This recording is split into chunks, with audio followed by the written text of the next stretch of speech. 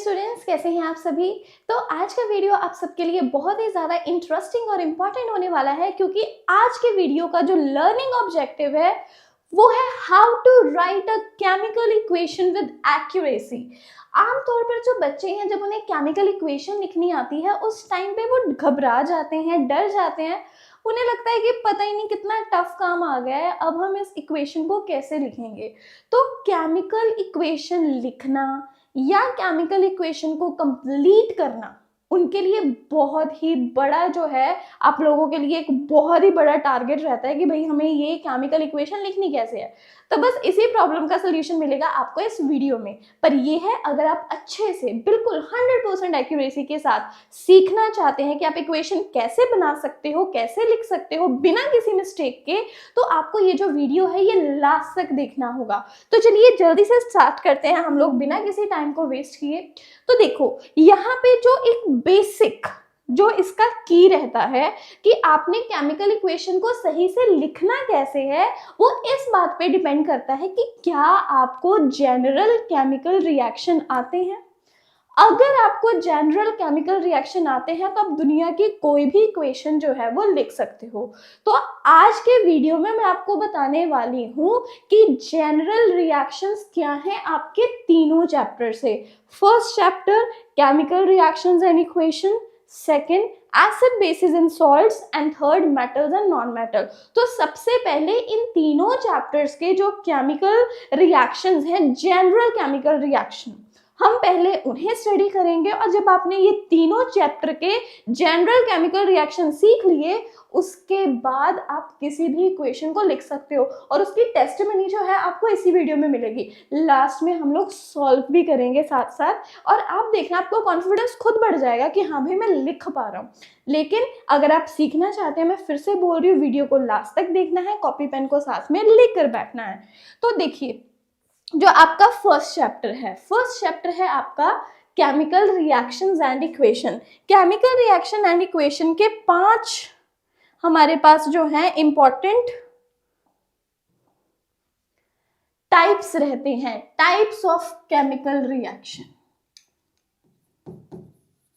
ये जो टाइप्स हैं, टाइप से बहुत ही ज्यादा इंपॉर्टेंस है।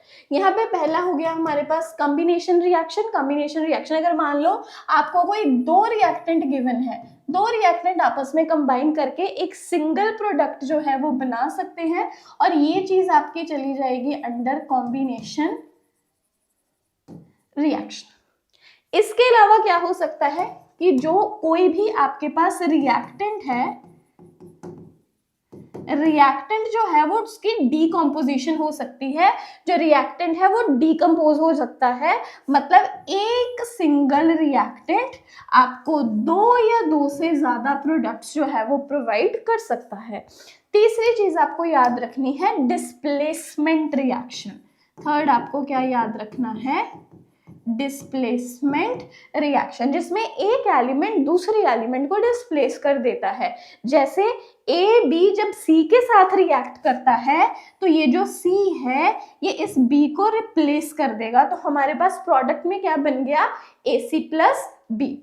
याद रखना कि जो मोर रिएक्टिव एलिमेंट है वही हमेशा लेस रिएक्टिव एलिमेंट को डिस्प्लेस करता है। इसके अलावा हमारे पास आ गया नंबर 4 पे डबल डिस्प्लेसमेंट रिएक्शन, या बोल देते हैं इसको double replacement reaction. For example यहाँ पे AB एक कंपाउंड है, वो CD किसी दूसरे कंपाउंड के साथ रिएक्ट कर रहा है, तो ये अपने आयंस को एक्सचेंज कर लेंगे। ये क्या करेंगे, ये अपने आयंस को एक्सचेंज कर लेंगे। मतलब हमें मिलेगा AD, मतलब B की जगह कौन आ गया, D, तो हमें मिलेगा AD और साथ में CB। तो ये हो गया डबल डिस्प्लेसमेंट। डबल डिस्प्लेसमेंट बहुत ज्यादा इंपॉर्टेंट है। ये जो रिएक्शन है ये एग्जाम्स में जो कंप्लीट द रिएक्शन टाइप होते हैं वहां पे बड़े ही बार जो है वो यूज होता है, तो इसे इंपॉर्टेंट मार्क कर लीजिएगा। अभी हम लोग बढ़ते हैं आगे। इसके बाद है हमारा बड़ा ही important redox reaction.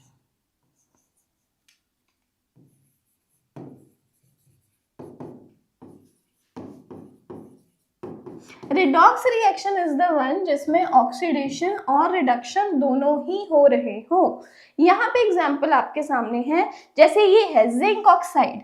Zinc oxide किस में कन्वर्ट हो गया, यहाँ पे जिंक में।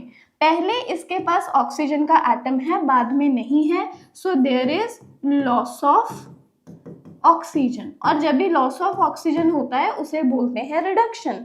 अब कार्बन की बात करेंगे, कार्बन सी से सी किस में कन्वर्ट हो गया है, CO में। इसने ऑक्सीजन का एटम गेन कर लिया है, there is gain of oxygen. तो ये हमारे पास क्या हो गया, ऑक्सीडेशन रिएक्शन।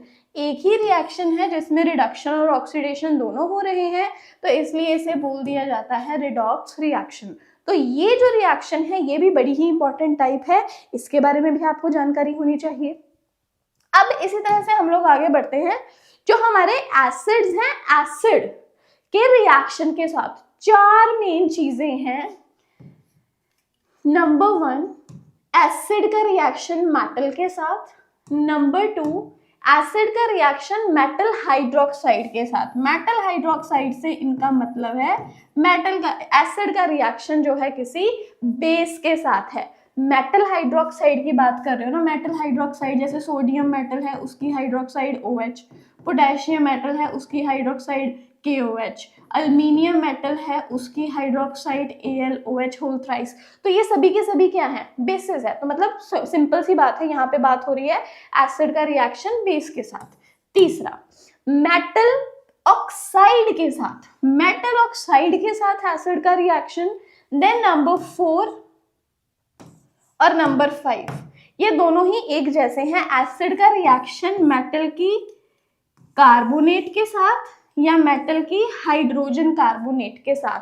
ये जो 4 रिएक्शन हैं ये बड़े ही इंपॉर्टेंट हैं। तो मतलब ऑल इन ऑल आपने 4 चीजें अपने माइंड में रखनी है। कौन सी 4 चीजें आप माइंड में रखेंगे? एसिड का रिएक्शन किसके साथ, बेस के साथ। बड़ा सिंपल है, न्यूट्रलाइजेशन रिएक्शन, बचपन से पढ़ते आ रहे हैं। देन एसिड का रिएक्शन मेटल के साथ, एसिड का रिएक्शन मेटल की ऑक्साइड के साथ, देन एसिड का रिएक्शन मेटल कार्बोनेट या बाइकार्बोनेट के साथ। बहुत इंपॉर्टेंट है ये चारों ही। अब क्या याद रखेंगे, देखो जब एसिड मेटल के साथ रिएक्ट करता है, जो भी मेटल के साथ वो रिएक्ट कर रहा है उसी मेटल का सॉल्ट बनेगा ही बनेगा, साथ में एक गैस इवॉल्व होगी और वो गैस कौन सी है, हाइड्रोजन गैस।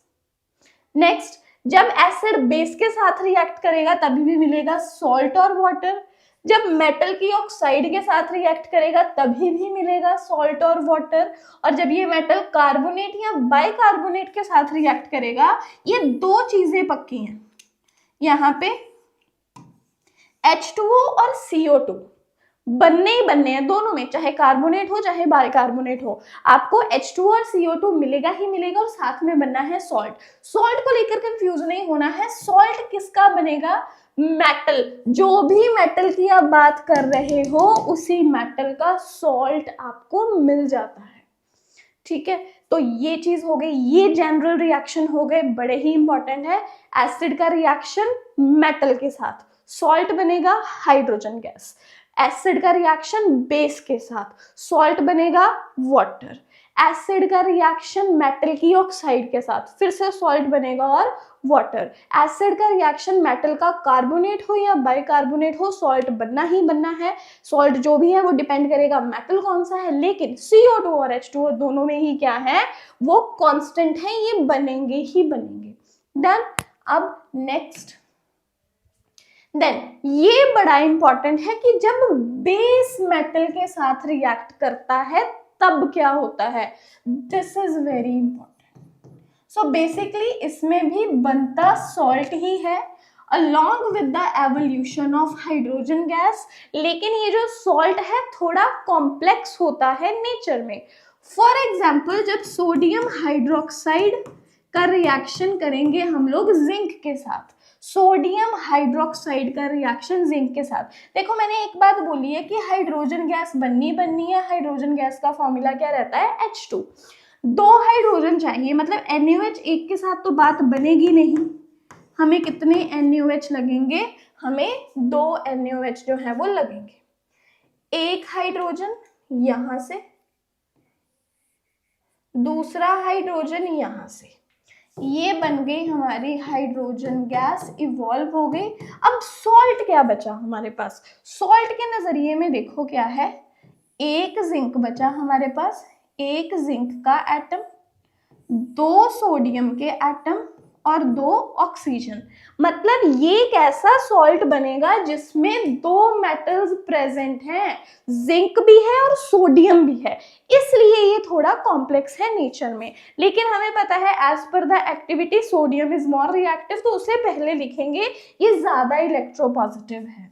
कितने सोडियम है? 2, तो Na2, एक जिंक के लिए Zn और 2 ऑक्सीजन के लिए O2। ये बन गया हमारा Na2ZnO2 और इसका नाम है सोडियम जिंकेट। क्या है? Sodium zincate. इसके नाम की वजह से इसे मेटलेट बोल देते हैं। मेटल कौन सा है? सोडियम, मेटलेट। 8 इसके लिए लगा है, जिंकेट के पीछे जैसे 8 लगा है। तो मेटलेट अगर नहीं भी याद रह रहा है कोई बात नहीं है, बस इतना ही याद रखना, ये भी एक प्रकार का सॉल्ट ही है। तो यहाँ पे भी आपको सॉल्ट और हाइड्रोजन गैस जो है वही मिलती है। वेरी इंपॉर्टेंट, मार्क कर लेना, बहुत बार CBSE एग्जामिनेशंस में यहां से जो क्वेश्चंस हैं वो आ जाते हैं। ठीक है, आगे बढ़ते हैं। देन अब मेटल की बात करेंगे। हमारे चैप्टर 3 से हो गए ये सारे जनरल रिएक्शन। अभी जो हम लोग करेंगे कि मेटल ऑक्सीजन के साथ कैसे रिएक्ट करता है। मेटल कभी भी ऑक्सीजन के साथ रिएक्ट करेगा तो मेटल ऑक्साइड बनाएगा। सोडियम ऑक्सीजन के साथ रिएक्ट करेगा, सोडियम ऑक्साइड। मैग्नीशियम ऑक्सीजन के साथ रिएक्ट करेगा, मैग्नीशियम ऑक्साइड। कैल्शियम ऑक्सीजन के साथ रिएक्ट करेगा, कैल्शियम ऑक्साइड। कॉपर ऑक्सीजन के साथ रिएक्ट करेगा, कॉपर ऑक्साइड। तो कोई भी मेटल हो, ऑक्सीजन के साथ रिएक्ट करने पे ये क्या बनाता है? क्या बनाता है? उसी मेटल का ऑक्साइड। फॉर एग्जाम्पल मैग्नीशियम और ऑक्सीजन क्या बनाएंगे? Magnesium oxide. अगर हम इसका सिंबल इक्वेशन लिख सकते हैं, आप ट्राई कर सकते हो, इसका सिंबल इक्वेशन क्या बनेगा, तो आपको आ जाएगा रिएक्शन लिखना। ट्राई करो, दो अपने आप को, पॉज करो वीडियो को 1 मिनट के लिए, और जल्दी से 1 मिनट में, 1 मिनट भी नहीं लगना चाहिए वैसे तो, कुछ ही सेकेंड्स में आप लोग जो है इसे लिख सकते हो। Yes, magnesium. मैग्नीशियम का सिंबल क्या रहता है? Mg plus oxygen. ऑक्सीजन का मॉलिक्यूलर फॉर्म क्या है? O2। क्या बनाएगा ये? Magnesium oxide. क्या बनाएगा ये? Magnesium oxide. देखो मैग्नीशियम दैट इज Mg पे क्या साइन रहता है? +2। ऑक्सीजन पे -2। चार्जेस एग्जैक्टली बैलेंस हो रहे हैं, तो मैग्नीशियम ऑक्साइड का फॉर्मूला हो गया Mg। हो गई equation, Mg + O2 gives MgO। ठीक है, इस प्रकार से आप लिख सकते हो। नेक्स्ट आ जाओ। ये चीज बड़ी इंपॉर्टेंट है दैट कि जो मेटल है वो वाटर के साथ रिएक्ट करके क्या देता है। देखो जब मेटल ऑक्सीजन के साथ रिएक्ट करता है तो मेटल ऑक्साइड बनती है। जब मेटल रिएक्ट करता है वाटर के साथ तब बनती है metal hydroxide. Metal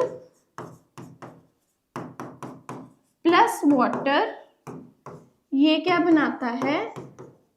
metal hydroxide, और साथ में इवॉल्व होती है हाइड्रोजन गैस। साथ में क्या इवॉल्व होती है? Hydrogen gas. Metal plus water gives metal hydroxide plus hydrogen gas. अब ये हमें एक्टिविटी सीरीज के बेसिस पे याद रखना है। Potassium that is K and sodium Na बहुत ही ज्यादा रिएक्टिव एलिमेंट्स हैं। These are highly reactive elements, बहुत ज्यादा रिएक्टिव एलिमेंट्स हैं, इसलिए ये वायलेंटली, बहुत विग्रसली रिएक्ट करते हैं कोल्ड वाटर के साथ, thereby forming their oxide, potassium का हाइड्रोक्साइड KOH, सोडियम का hydroxide NaOH along with hydrogen gas. Calcium reactivity में थोड़ा कम है, तो ठंडे पानी के साथ रिएक्ट करेगा लेकिन इतना विग्रसली नहीं करेगा। प्रोडक्ट क्या बनाएगा? कैल्शियम हाइड्रोक्साइड और साथ में हाइड्रोजन गैस। देन मैग्नीशियम का रिएक्टिविटी और कम है, इसलिए ठंडे पानी के साथ नहीं रिएक्ट करता, it reacts with hot water और मैग्नीशियम हाइड्रोक्साइड बनेगा अलोंग विद हाइड्रोजन। अब बात है इन तीनों की, ये एक्सेप्शन में चलेंगे aluminium, iron and zinc. These are very important and they work in exception. ये एक्सेप्शन में वर्क करते हैं कैसे? अब देखो इनका रिएक्टिविटी मैग्नीशियम से भी कम हो गया, मतलब ये हॉट वाटर के साथ नहीं रिएक्ट करेंगे, they will react with steam. Steam क्या हो गया? That is H2O in the gaseous form, water is H2O in the liquid form. अब ये गैसियस फॉर्म में वाटर के साथ रिएक्ट करेंगे, स्टीम के साथ अपनी अपनी ऑक्साइड बनाएंगे, हाइड्रोक्साइड नहीं बनाएंगे।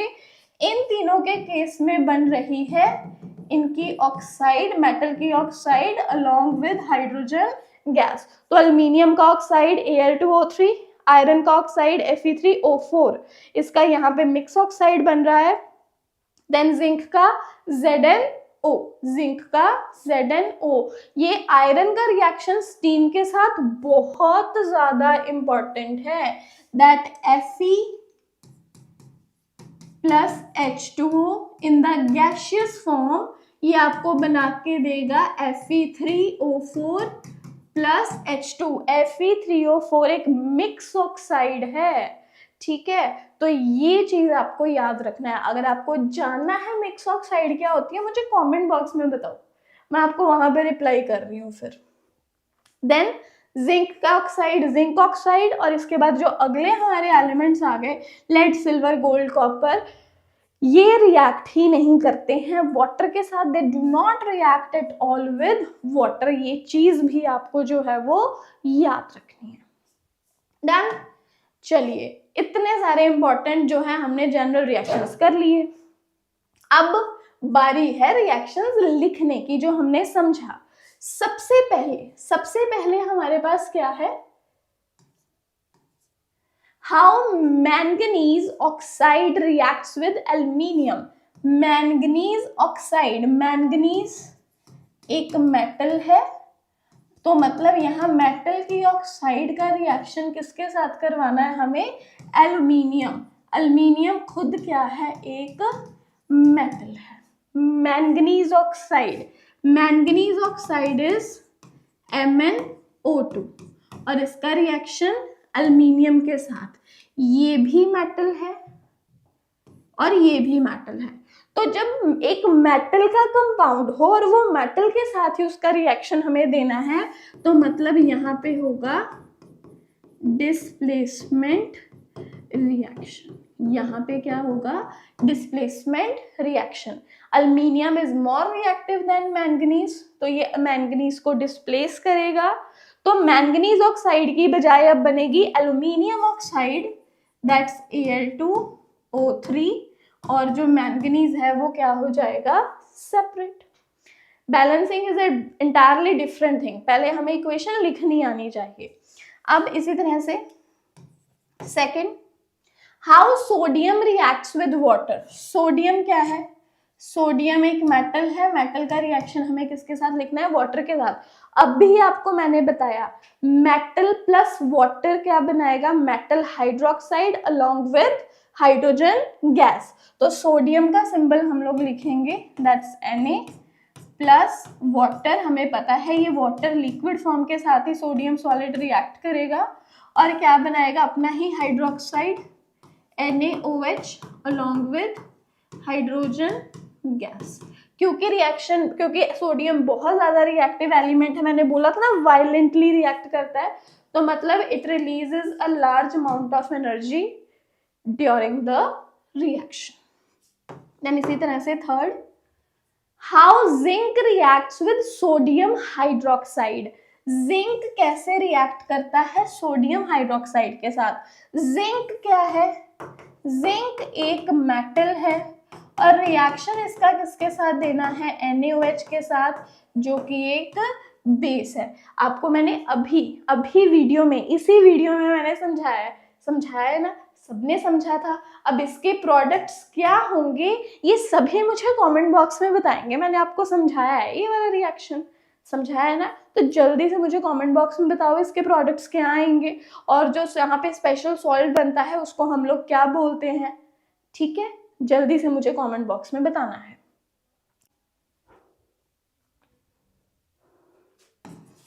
कैल्शियम कार्बोनेट CaCO3, कैल्शियम क्या है? मेटल, और ये क्या हो गया? मेटल का कार्बोनेट। कैल्शियम कार्बोनेट का रिएक्शन किसके साथ? सल्फ्यूरिक एसिड के साथ। Sulphuric acid is H2SO4। देखो, मैंने आपको बताया था कि कभी भी मेटल का कार्बोनेट अगर एसिड के साथ रिएक्ट कर रहा है, एसिड का रिएक्शन मेटल कार्बोनेट या बाइकार्बोनेट के साथ हो, आपको CO2 अलॉन्ग विद H2O मिलना ही मिलना है, और जिस मेटल का ये कार्बोनेट है उसी का क्या बनेगा? सॉल्ट। अब कैसे जानेंगे इसके बारे में? देखो, यहां से जितना भी हमारा कार्बोनेट का कंटेंट है, जितना भी CO3 है, और एसिड से जो हाइड्रोजन एटम है, मेटल की कार्बोनेट से सारा कार्बोनेट पार्ट और एसिड से हाइड्रोजन पार्ट, यही मिलकर क्या बनाते हैं? CO2 and H2O। अब आपके पास बचा क्या? इधर से कैल्शियम, मेटल कौन सा बचा आपके पास? इधर से कैल्शियम, और इधर यहाँ से एसिड से आपके पास क्या बचा? Sulphate ion SO4। ये आपस में मिलके क्या बनाएंगे? Salt, that is calcium sulphate CaSO4। So calcium sulfate is the salt। Calcium sulphate ही क्या है? हमारा सॉल्ट है। Very important. इसी तरह से reaction between lead nitrate and sodium sulphate. Lead nitrate क्या है? लेड नाइट्रेट, और इसका रिएक्शन हमें किसके साथ कराना है?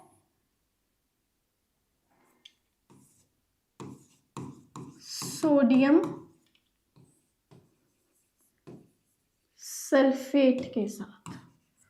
अब देखो, दो कंपाउंड्स की बात हो गई आपस में, मतलब यहां पे अभी क्या होगी? Double displacement. लेड का क्या बन जाएगा? सल्फेट। सोडियम का क्या बनेगा? नाइट्रेट। तो प्रोडक्ट्स हमारे पास क्या आ जाएंगे? The products will be lead sulphate along with sodium nitrate. अब इनके फॉर्मूले आपको सही से लिखने हैं। Lead nitrate, lead Pb2 positive, nitrate NO3 negative, तो फॉर्मूला बन गया PbNO3 होल ट्वाइस। समझ में आया ना 9th क्लास वाला? Pb2 positive, NO3 1 negative, criss cross होके बन गया PbNO3 whole twice, plus sodium sulphate.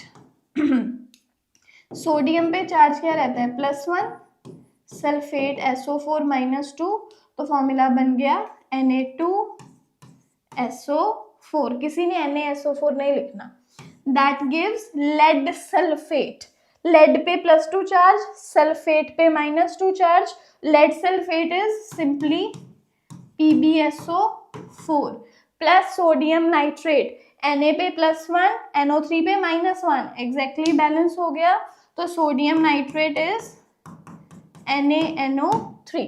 So these are your final products. तो ये आपके फाइनल प्रोडक्ट्स जो हैं वो बन गए। तो सिंपल सी बात है, आपको यहाँ पे जो है आपको केमिकल, जो जनरल केमिकल इक्वेशंस है उसकी जानकारी होना बहुत ज़रूरी है।